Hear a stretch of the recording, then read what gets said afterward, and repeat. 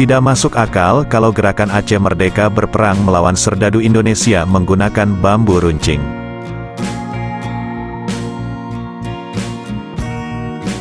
Karena, yang dihadapi GAM adalah serdadu terlatih dan bisa bertempur lama karena memiliki persenjataan modern. Serdadu Indonesia selain terlatih juga memiliki rantai komando yang saling terhubung.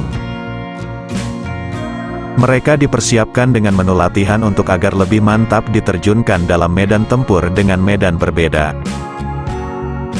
Sementara gerakan Aceh Merdeka juga membekali gerilyawannya dengan senjata modern semacam AK-47 buatan Rusia yang dikenal berkualitas. GAM juga melatih gerilyawannya agar mampu melepas diri jika terjerat dalam kepungan, kala disergap musuh. Namun rata-rata gerilyawan menguasai medan gerilya karena itu daerah mereka sendiri.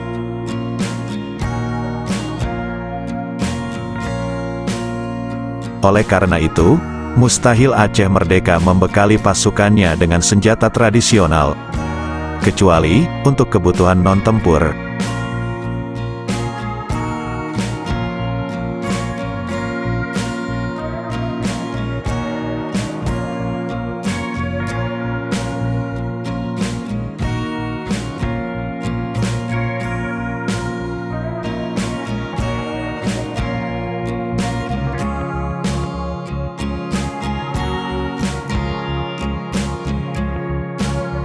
Demikian, salam damai.